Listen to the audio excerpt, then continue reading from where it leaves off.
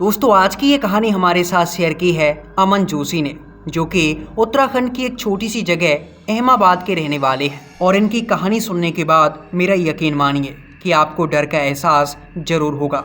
तो चलिए इस कहानी में आगे बढ़ते हैं, लेकिन आगे बढ़ने से पहले आपसे एक छोटा सा निवेदन है कि जिन्होंने भी अभी तक इस चैनल को सब्सक्राइब नहीं किया है तो चैनल को सब्सक्राइब करके वीडियो को एक लाइक जरूर कर दीजिए। और आप कहां से ये हॉरर स्टोरी सुन रहे हैं कमेंट सेक्शन में अपना और अपने शहर का नाम जरूर लिखिए। तो चलिए बढ़ते हैं आज की इस डरावनी कहानी में आगे की ओर। आप देख रहे हैं बैग हॉरर केपी चौधरी के साथ। दोस्तों मेरा नाम अमन जोशी है और मैं उत्तराखंड की एक छोटी सी जगह अहमदाबाद का रहने वाला हूँ। आज जो कहानी मैं आपके साथ शेयर करने वाला हूँ, ये घटना मेरे साथ इसी साल 12 सितंबर को घटी थी, यानी कि अभी कुछ ही दिन पहले। दरअसल 12 सितंबर को मेरा जन्मदिन था और जन्मदिन से एक दिन पहले ही यानी कि 11 सितंबर को मैंने अपने दोस्तों के साथ मिलकर कहीं घूमने का प्लान बनाया था। इस बार मैंने अपने दोस्तों से साफ साफ कह दिया था कि इस बार का केक मैं अपने घर के अंदर या फिर किसी रेस्टोरेंट में नहीं काटने वाला, बल्कि इस बार का केक मुझे किसी अलग जगह पर काटना है। मेरे दोस्तों ने तब जाकर मुझसे पूछा था कि भाई क्या प्लान है। तब मैंने मेरे दोस्तों से कहा था कि इस बार किसी जंगल के अंदर चलते हैं ट्रिप करने के लिए और वहीं पर रात के 12 बजते ही मैं केक कट करूँगा। मेरी ये बात सुनकर मेरे 4 दोस्त योगेश, करण, हर्षद और साहिल, ये चारों आपस में बातचीत करने लगते हैं कि इस बार हमें बर्थडे के लिए कहाँ पर जाना चाहिए। और फिर काफ़ी सोच विचार करने के बाद साहिल बोलता है, यार अमन मैं क्या कहता हूँ, अपने पास में ही जो जंगल है ना वहीं पे चलते हैं यार इस बार घूमने के लिए। रात के 12 बजे मस्त तेरा केक कट करेंगे, उसके बाद थोड़ी देर घूमेंगे फिरेंगे, पार्टी वार्टी करेंगे और फिर घर आ जाएंगे। क्या है ना यार, सुबह जॉब पे भी जाना है और अगर मैं टाइम से घर नहीं पहुंचा तो अम्मी बहुत कूटती हैं मेरी। साहिल की ये बात सुनकर मैंने साहिल से कहा, अरे ठीक है यार, आज रात पास वाले जंगल में ही चलते हैं। और फिर शाम के समय हम 5 दोस्तों ने मिलकर आपस में ये प्लान बना लिया कि आज रात हम पास वाले जंगल में पूरा सामान लेकर पहुंच जाएंगे और फिर वहां पर पूरी रात मजे से पार्टी करेंगे और सवेरा होते ही वापस घर लौट आएंगे। फिर करीब रात के 10 बजे के आसपास हम 5 दोस्त अपनी अपनी बाइक लेकर एक जगह पर इकट्ठा हो गए और फिर हम रवाना हो गए उस जंगल की तरफ। करीब आधा घंटा बाइक चलाने के बाद हम उस जंगल में पहुंच गए। दरअसल वो जंगल ज़्यादा घना नहीं था, लेकिन फिर भी यहाँ लोगों का आना जाना काफ़ी कम ही होता है और हम उस जंगल के अंदर पहुँच चुके थे। जंगल के अंदर जाने के बाद हम 5 ने एक जगह पर अपनी अपनी बाइक खड़ी की और फिर एक जगह पर हमने एक छोटा सा सेटअप बना लिया। हमारे पास पार्टी का पूरा सामान और एक केक था। हमने केक बीचों बीच रख दिया, लेकिन अभी 12 बजने में यही कोई 30 से 35 मिनट बाकी थे। तब तक हम खाली बैठे करते भी क्या, तो हमने बैग के अंदर से शराब की बोतलें निकाली और फिर हम शराब पीने लगे। हम 5 दोस्त आपस में बातें करते करते ड्रिंक पे ड्रिंक किए जा रहे थे कि तभी योगेश ने कहा, अरे यार 12 बज चुके हैं, अमन केक कट कर ले। योगेश की बात सुनते ही हम 5 दोस्तों ने ड्रिंक करना बंद कर दिया और फिर मैं बीचों बीच खड़ा हो गया जहाँ पे केक रखा हुआ था और फिर केक के चारों तरफ मोमबत्तियाँ जलाकर मैंने केक कट किया। लेकिन मेरे दोस्तों ने पहले से ही ड्रिंक की हुई थी, तो ये कमीने पहले से ही मस्ती के मूड में थे और इन्होंने वो केक उठाकर सीधा मेरे मुंह पर मार दिया। मेरे मुंह को इन्होंने बुरी तरह से केक से सान दिया था और फिर मैं अपने दोस्तों को गालियां निकालने लगा कि सालों आज मेरा बर्थडे है और तुम मेरे मुंह को बिगाड़ने में लगे हो। लेकिन इन्होंने मेरा मुंह पूरी तरह से केक से सान दिया था। इसके बाद मैं बैग में रखी हुई बोतल निकालकर अपना मुंह धोने लगा। मैंने थोड़ी देर में अपना मुंह धो लिया और ये कमीने फिर से ड्रिंक करने लग गए और ड्रिंक करते करते ही उस जंगल के बीचों बीच हम 5 दोस्तों में आपस में बातें होना शुरू हो गया। काफ़ी देर तक हम आपस में बातें करते रहे।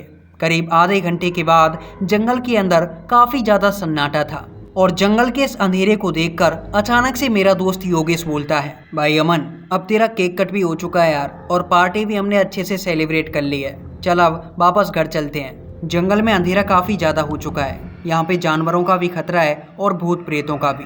सुना है कि भूत प्रेत ऐसी सुनसान जगहों पर ही रहते हैं। योगेश की ये बात सुनने के बाद हम सभी ने हंसना शुरू कर दिया और फिर हम बातों ही बातों में कब भूत प्रेतों की बातें करने लग गए हमें भी पता नहीं चला। हम आपस में भूत प्रेतों के किस्से सुनाए जा रहे थे और आपस में भूत प्रेतों के किस्से सुनाते हुए रात के करीब 1 बजे का समय हो चुका था। इसी बीच अचानक से योगेश ने कहा, अगर तुम्हें भूत प्रेत देखने ही हैं तो पास में ही शमशान घाट है और वहाँ पर एक अघोरी अक्सर आते हैं, अगर हिम्मत है तो वहाँ चल के दिखा दो। योगेश की ये बात सुनने के बाद हम सभी दोस्त बिल्कुल चुप पड़ गए, क्योंकि हम सभी को ये पता था कि पास में ही एक शमशान घाट है जहाँ पर अक्सर अघोरी आते जाते रहते हैं और रात के समय में वो यहाँ कोई साधना करते हैं। और मुझे भी ये बात काफ़ी अच्छे से मालूम थी कि वहाँ पर अक्सर एक अघोरी को देखा जाता है। लेकिन पता नहीं उस रात मेरे मन में क्या हुआ कि मैं अपने चारों दोस्तों से जिद करने लगा कि ये अघोरी बगोरी कुछ नहीं होता और ये सब लोग पाखंडी और ढोंगी होते हैं और इनके पास कोई तंत्र मंत्र की सिद्धि नहीं होती। मुझे आज रात वहीं पे जाना है और हम सब अब वहीं पे चलेंगे। मेरी ये बात सुनकर मेरे चारों दोस्त मुझसे कहने लगे कि भाई वहाँ पर जाना खतरे से खाली नहीं है, क्योंकि रात के समय में गांव का कोई भी आदमी वहाँ पे नहीं जाता। उस अघोरी के बारे में सब अच्छे से जानते हैं कि वो कितना खतरनाक है, उसके पास काफ़ी सारी सिद्धियाँ हैं। लेकिन मुझे पता नहीं क्या हुआ था, मैंने किसी भी दोस्त की बात को नहीं सुना और मैंने अपने दोस्तों से कहा कि तुम्हें चलना है तो बताओ, वरना मैं अकेला खुद ही चला जाऊंगा। मेरी ये बात सुनकर मेरे दोस्त भी मेरी बात मान गए और फिर हम सब ने अपनी अपनी बाइक उठाई और बाइक लेकर सीधा निकल पड़े उस शमशान घाट की तरफ। हम थोड़ी ही देर में उस शमशान घाट के पास पहुंच गए थे। वहां पहुंचने के बाद मेरे सभी दोस्त मुझसे मना करने लगे कि यहाँ पास तो तू आ गया है, लेकिन इसके अंदर जाने की गलती बिल्कुल भी मत करना। लेकिन पता नहीं उस रात मेरे सर पर कौन सा भूत सवार था। दोस्तों के काफ़ी रोकने के बाद भी मैं सीधा शमशान घाट के अंदर चला गया और फिर जब मैं शमशान घाट के अंदर गया तो वहाँ पर मुझे कोई दिखाई नहीं दिया। इसके बाद मैं चीख चीख कर अपने दोस्तों से कहने लगा, देखा यहाँ पे कोई भी नहीं है, ये सब पाखंडी होते हैं, लोगों को दिखाने के लिए यहाँ पे आते हैं, अब कहीं पड़ा होगा शराब पी के। मैंने अपने दोस्तों को इतना बोला ही था और मेरी ये आवाज़ सुनकर दोस्त भी शमशान घाट के अंदर आ चुके थे, क्योंकि उनको भी लगा था कि शमशान घाट के अंदर कोई अघोरी नहीं है। इसके बाद जब वो शमशान घाट के अंदर आए तो अचानक से कहीं से हमें कुछ फुसफुसाने की आवाज़ आने लगी। ये आवाज़ ऐसी थी कि काफ़ी सारे लोग शमशान घाट के अंदर बोल रहे हों। ये आवाज़ सुनकर हम सभी एकदम से चुप पड़ गए। फिर जब हम सभी ने ध्यान से सुना तो पता लगा कि ये आवाज़ शमशान घाट के पीछे वाले इलाके से आ रही थी। फिर हम पांचों दोस्त उधर की तरफ चलने लगे, लेकिन चारों के चारों दोस्त मुझसे मना कर रहे थे कि भाई आगे जाना खतरे से खाली नहीं है, हो सकता है कि वहाँ सच में अघोरी हो, और अघोरी ना भी हुआ तो ये शमशान घाट है, यहाँ पर भूत प्रेत पिशाच ऐसी चीज़ों का होना स्वाभाविक सी बात है। और ये शमशान घाट जंगल के बीचों बीच भी है, मतलब यहाँ पर लोगों का आना जाना तभी होता है जब गांव के अंदर किसी की मौत होती है। ये बात सुनकर मैंने अपने दोस्तों से कहा, अरे यार तुम वैसे ही क्यों डरते हो, वहाँ जाके देखता हूँ मैं, तुम्हारी हिम्मत नहीं है तो तुम यहीं पे रुक जाओ। और इसी बात को लेकर मेरी अपने दोस्तों से ही बहस होना शुरू हो गई। मैंने उन्हें डरपोक कह दिया था कि तुम सालों डरपोक हो, तुम्हारी इतनी हिम्मत नहीं है कि शमशान घाट के अंदर मेरी तरह घुस सको, जाओ यहाँ से बाहर निकल जाओ। मेरी ये बात सुनकर मेरे दोस्त मुझसे नाराज़ हो गए और फिर वे उसी जगह पर रुक गए जहाँ पर वो पहले खड़े हुए थे। लेकिन मैं अकेला उस आवाज़ की तरफ चलने लगा। वो आवाज़ काफ़ी धीमी धीमी आ रही थी, मानो कई लोग बड़बड़ाए जा रहे हैं। आवाज़ का पीछा करते करते जब मैं शमशान घाट के पीछे वाले इलाके में गया तो मैंने देखा कि वहाँ पर एक पेड़ के नीचे एक अघोरी बैठा हुआ था। उसके सामने कुछ अजीबोगरीब चीज़ें रखी हुई थीं, ऐसी चीज़ें जो कि इससे पहले मैंने अपनी ज़िंदगी में कभी नहीं देखी थीं। और वो अघोरी धीमी धीमी आवाज़ में कुछ बोले भी जा रहा था, लेकिन उसकी आंखें बंद थीं और मैं उसके पास खड़ा होकर ये नज़ारा देख रहा था। वहाँ बैठे अघोरी को देख मैंने अपने दोस्तों की तरफ पीछे मुड़कर देखा और मुझे दिखाई दिया कि मेरे दोस्त वहीं पर खड़े हुए थे जहाँ पर मैं उन्हें छोड़कर आया था। मतलब कमीने काफ़ी डरपोक थे। मैंने उन्हें अपने पास आने का इशारा किया और इशारों ही इशारों में समझाया कि यहाँ पर अघोरी बैठा हुआ है। और फिर मैंने इशारा करके अपने दोस्तों को बताया कि तुम लोग मेरे पास आ जाओ, और मेरा इशारा पाते ही वो चारों के चारों मेरे पास आ गए। हम सभी खड़े होकर उस अघोरी को देख रहे थे और उन अघोरी को देखकर हमें ऐसा लग रहा था कि जैसे वो अघोरी ऊपर की तरफ देखकर किसी से बातें कर रहे हों, लेकिन उनकी आंखें अभी भी बंद थीं, जो कि हमारे लिए काफ़ी हैरानी की बात थी। वे लगातार बंद आंखों से ही ऊपर की तरफ देखकर कुछ बड़बड़ाए जा रहे थे और उन्हें देखकर मेरे चारों दोस्त पीछे हटने लगे और वे मुझे भी पीछे हटने का इशारा कर रहे थे। लेकिन तभी मैंने भारी आवाज़ में कहा, अरे ये ढोंगी है, इसके पास कुछ भी नहीं है, हमें देखते ही ऐसे नाटक करने लग गया है। अरे तुम इससे डर क्यों रहे हो? अभी तो मैं इसके साथ सेल्फी लूँगा और सुबह फेसबुक पर डालूंगा अघोरी के साथ बिताए हुए कुछ खास पल। मेरा इतना कहते ही उस अघोरी की अचानक से आंखें खुल गईं और उस अघोरी ने एक बार मेरी तरफ देखा। मेरी तरफ देखते ही उसने फिर से अपनी मुंडी पहले की तरह कर ली और उसने अपनी आंखें बंद कर लीं। उसको ऐसा करते देख मैंने अपने दोस्तों से कहा, देखा कितना पाखंडी है, अभी तो ये मंत्र पढ़ने की एक्टिंग करेगा। और मेरे इतना कहते ही सच में उसने मंत्र पढ़ना शुरू कर दिया, जैसे कि वो पहले पढ़ रहा था। इसके बाद मैंने अपने दोस्तों से कहा, अरे इसे डरने की कोई ज़रूरत नहीं है, ये ढोंगी पाखंडी है। मेरे इतना कहते ही मेरे चारों ही दोस्त वहाँ से खिसकने लगे और वो पीछे की तरफ जा रहे थे, जैसे कि उन्हें शमशान घाट से बाहर निकलना था। उनको डरता हुआ देख मुझे हंसी आने लगी, क्योंकि मैंने शराब काफ़ी ज़्यादा पी रखी थी, तो मुझे इस बात का होश नहीं था कि मैं कितनी बड़ी गलती करने के लिए जा रहा हूँ। इसके बाद मैंने वहाँ पर गालियाँ देना शुरू कर दिया और मैं उस अघोरी को गाली देते हुए कहने लगा, अरे लोगों को बहुत अच्छा बेवकूफ़ बना रखा है। और इसके बाद मैंने उस अघोरी को काफ़ी गंदी गंदी गालियाँ निकाली थीं। मैं उसे गालियाँ देता रहा और मेरे दोस्त शमशान घाट से बाहर खड़े होकर मेरी ये आवाज़ सुन रहे थे। उन्हें मैं दिखाई तो नहीं दे रहा था, लेकिन मेरी आवाज़ उनके पास पहुंच रही थी, क्योंकि मैं गालियां काफ़ी तेज़ आवाज़ में निकाल रहा था। फिर काफ़ी देर तक गालियां निकालने के बाद जब उस अघोरी ने आंखें नहीं खोलीं, तो मुझे काफ़ी ज़्यादा गुस्सा आने लगा। मुझे लगा कि ये अघोरी कोई बड़ा ही पाखंडी है और ये यहाँ पर बैठने का झूठा नाटक कर रहा है। इसके बाद उसके सामने जो सामान रखा हुआ था, मैं एक एक करके उस सामान को उठाने लगा और उठाकर मैंने उसका सामान वहाँ से इधर उधर काफ़ी दूर फेंक दिया। मेरा ऐसा करते ही अचानक से उस अघोरी ने अपनी आंखें खोल लीं और फिर उसने एक भारी आवाज़ में मुझसे कहा, बेटा तुम बहुत बड़ी गलती कर चुके हो, जितना जल्दी हो सके यहाँ से निकल जाओ और जाते वक्त पीछे मुड़कर बिल्कुल मत देखना। अब तक जो हुआ है वो सब कुछ मैं संभाल लूंगा, तुम जल्दी करो, निकल जाओ यहाँ से। उस अघोरी ने बड़े प्यार से मुझसे ये बात कही थी, लेकिन पता नहीं उस समय मेरे सर पर कौन सा भूत सवार था। मैंने चीखते हुए उस अघोरी से कहा, अरे तुम लोगों को बेवकूफ़ क्यों बना रहे हो? शराब पी के यहाँ पे बैठ जाते हो और पाखंड रचते हो। चुपचाप निकल जाओ यहाँ से। कल से मुझे शमशान घाट के अंदर तुम नज़र नहीं आने चाहिए। अगर आए तो मुझसे बुरा कोई नहीं होगा। अभी तो बस तेरा सामान फेंका है, अगर गुस्सा आ गया तो तुझे भी उठा के यहाँ से बाहर फेंक दूंगा। चुपचाप निकल जाए यहाँ से। मेरी ये बात सुनकर उस अघोरी ने मुस्कुराते हुए मेरी तरफ देखा और फिर धीमी सी आवाज़ में मुझसे कहा, जा बेटा, अब तुझे भगवान ही बचाए। इसके बाद वो अघोरी वहाँ से खड़ा हुआ और खड़ा होकर शमशान घाट के बाहर जाने लगा। मैं भी उसके पीछे पीछे जा रहा था और मैं उसे गालियाँ निकाले जा रहा था कि आज के बाद यहाँ पे कभी दिखना मत, अगर दोबारा दिखा तो तुझे जिंदा नहीं छोड़ूंगा। और मेरी ये बात का जैसे उसके ऊपर कोई फ़र्क नहीं पड़ रहा था। वो बड़ी ही शांति से शमशान घाट से बाहर निकल गया। बाहर निकलते समय उसने एक बार मेरे दोस्तों की तरफ भी देखा था और फिर उनकी तरफ देखकर वो सीधा जंगल की तरफ निकल लिया और फिर जंगल में न जाने कहाँ चला गया। इसके बाद मैं अपने दोस्तों के पास आया और मैंने अपने दोस्तों से कहा, देखा ना तुम लोगों ने कैसे दुम दबा के बाहर निकाला है उसको, आज के बाद वो यहाँ पे वापस नहीं आएगा। उस अघोरी के वहाँ से जाने के बाद हम पांचों दोस्तों ने अपनी अपनी बाइक उठाई और बाइक लेकर हम सीधा अपने अपने घर आ गए।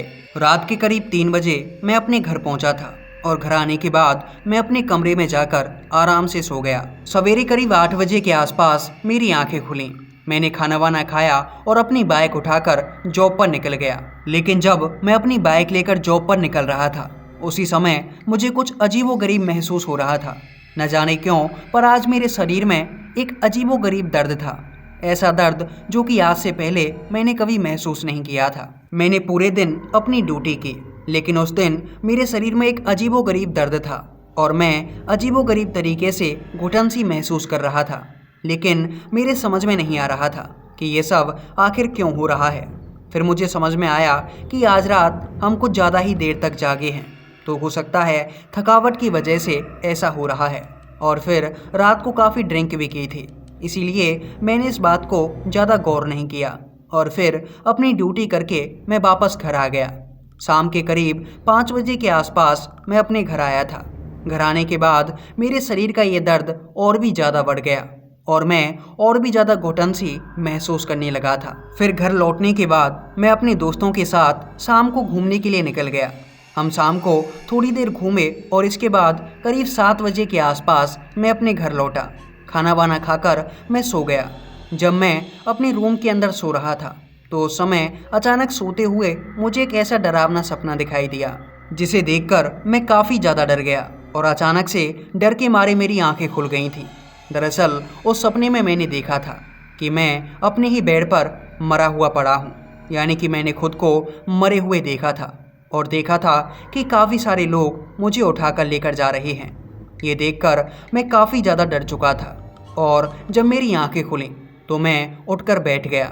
मेरा शरीर पूरी तरह पसीने पसीने हो रहा था। मैं काफ़ी देर तक ऐसे ही बैठा रहा और जब मुझे काफ़ी देर तक नींद नहीं आई तो मैं अपना मोबाइल देखने लग गया। लेकिन इस समय मेरे पेट के अंदर काफ़ी ज़्यादा दर्द हो रहा था और मेरा पूरा बदन जैसे अकड़ रहा था। मैंने इस दर्द को बर्दाश्त करने की काफ़ी कोशिश की, लेकिन जब ये दर्द मुझसे बर्दाश्त नहीं हुआ तो मैंने चिल्लाकर अपने घर वालों को बुलाया। मेरे मम्मी पापा मेरे कमरे में आ चुके थे और जब उन्होंने मुझे इस हालत में देखा तो उन्होंने घर में रखी हुई कुछ मेडिसिन मुझे खिलाईं, जिन्हें खाने के बाद मुझे कुछ भी फर्क नहीं पड़ा। मेरे शरीर में दर्द अभी भी वैसा का वैसा बना ही हुआ था, लेकिन फिर भी मैंने उस दर्द के बीच सोने की कोशिश की। मेरे घर वाले मेरे पास बैठे हुए थे और मैं सो रहा था, लेकिन सोते समय मुझे फिर से एक अजीबोगरीब सपना दिखाई दिया और इस सपने में मैं अपने आप से ही बातें कर रहा था। मतलब मेरे जैसा ही एक आदमी मेरे पास बैठा हुआ था और वो मुझसे बात कर रहा था। ये सपना देखकर भी मुझे काफ़ी ज़्यादा डर लगा और इस डर के चलते मैं अपने आप अचानक से उठ बैठा और इस बार भी मेरा शरीर पसीने पसीने था।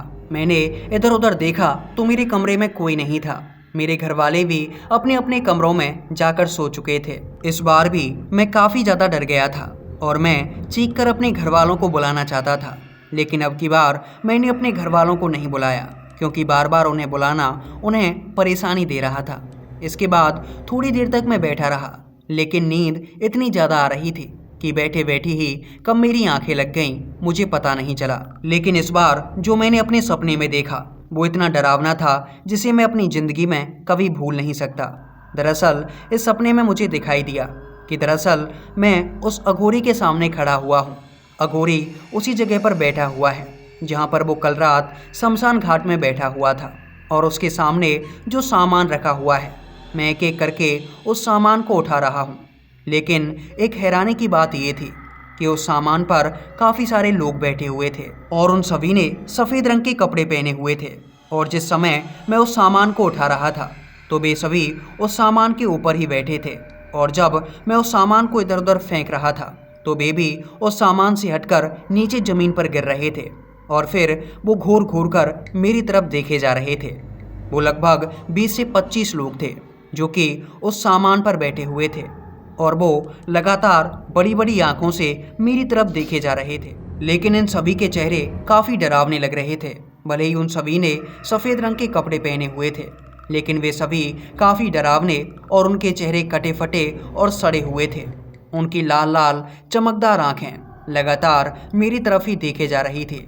वो 20 से 25 लोग उस सामान से हटकर नीचे ज़मीन पर आ पड़े थे और वो ज़मीन पर पड़े पड़े नीचे बैठकर मुझे ही देख रहे थे। और फिर मैंने देखा कि वो अघोरी बाबा अपनी आंखें खोलते हैं और आंखें खोलकर सबसे पहले उन्हीं की तरफ देखते हैं जो कि ज़मीन पर पड़े हुए थे। और फिर भी अघोरी बाबा मेरी तरफ देखकर कहते हैं, बेटा तुझसे बहुत बड़ी गलती हो गई है, जितना जल्दी हो सके यहाँ से निकल जा और पीछे मुड़कर बिल्कुल मत देखना। यहाँ जो भी हुआ है वो सब मैं संभाल लूँगा, तू यहाँ से जल्दी निकल जा। और उनके ऐसा कहते ही मुझे दिखाई दिया कि जब वो अघोरी बाबा मुझसे ये सब कह रहे थे तो वे लोग जो कि ज़मीन पर पड़े हुए थे वे सभी घूर घूर कर अघोरी बाबा को देख रहे थे, मानो ऐसे कि जैसे अघोरी बाबा ने मुझसे ये कहकर बहुत बड़ी गलती कर दी हो और वे लोग अघोरी बाबा को कुछ करने वाले हों। लेकिन तभी मैं देखता हूँ कि मैं सपनों में अघोरी बाबा को गाली दिए जा रहा था और अघोरी बाबा की किसी भी बात को नहीं मान रहा था, जिसको सुन सुनकर वे सभी लोग जो कि जमीन पर पड़े थे वो सभी मुस्कुराए जा रहे थे और बड़ी आशा भरी नज़रों से मेरी तरफ देख रहे थे, ऐसे कि मानो मैं उनके हक में बात कर रहा हूँ। और फिर उस अघोरी ने मुझसे कहा, जा बेटा, तुझे भगवान ही बचाए। और उस अघोरी के इतना कहते ही मैंने अपने सपनों में देखा कि वो लोग जो कि ज़मीन पर पड़े हुए थे वो एक एक करके मेरे कंधे के ऊपर बैठने लगे। वो सभी उछल कूद करते हुए आते और एक एक करके आकर मेरे कंधों पर बैठ जाते। उन्हें देखकर मैं ये साफ साफ समझ पा रहा था कि ये कोई साधारण आदमी नहीं है, बल्कि ये सभी प्रेत आत्माएं थीं जो कि मेरे कंधों पर आकर बैठ चुकी थीं। सपने में ये सब देखकर अचानक से मेरी आंखें खुल गईं और फिर मैं अचानक से उठ बैठा और इस टाइम पर भी मेरा पूरा शरीर पसीने से लथपथ था और मैं काफ़ी ज़्यादा डरा हुआ था।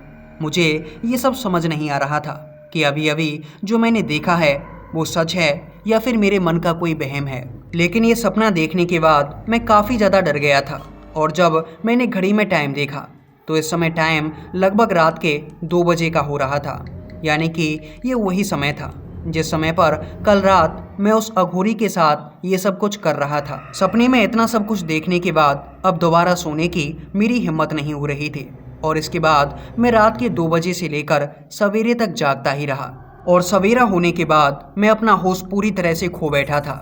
मुझे इसके बाद कुछ भी याद नहीं, लेकिन इसके बाद जो घर वालों ने मुझे बताया वो मैं आपको बताता हूँ। दरअसल सवेरा हुआ और उसके बाद मैं अपने कमरे के अंदर ही बैठा हुआ था।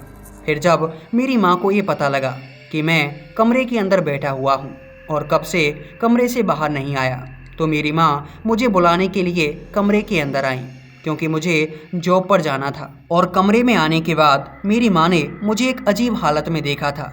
दरअसल माँ ने बताया कि जब वो कमरे के अंदर आई थी तो मैं बेड पर चुपचाप बैठा हुआ था और मेरी निगाहें ऊपर की तरफ यानी कि छत की तरफ थीं। मैं लगातार छत को घूरे जा रहा था। इसके बाद मेरी माँ ने मुझसे कहा कि बेटा तैयार हो जा, आज ड्यूटी पे नहीं जाना क्या। जब मेरी माँ ने मुझसे इतना कहा था तो मैंने माँ की बात का कोई जवाब नहीं दिया। फिर माँ ने मेरे पास आकर मेरा हाथ पकड़ा और माँ बताती हैं कि जब मैंने तुम्हारा हाथ पकड़ा था उस समय तुमने मेरा हाथ काफ़ी तेज़ी से झटक दिया और फिर मैंने चिल्लाकर तुम्हारे पापा को बुलाया।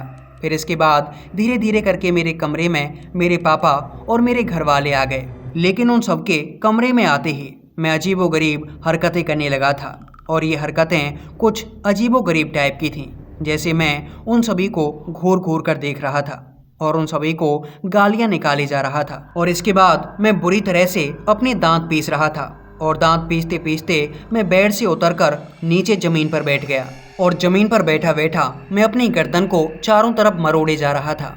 मेरी ऐसी हालत देखकर मेरे सभी घर वाले काफ़ी ज़्यादा परेशान थे, लेकिन घर वाले ये हालत देखकर समझ गए थे कि मेरे ऊपर ज़रूर कोई प्रेत बाधा हुई है।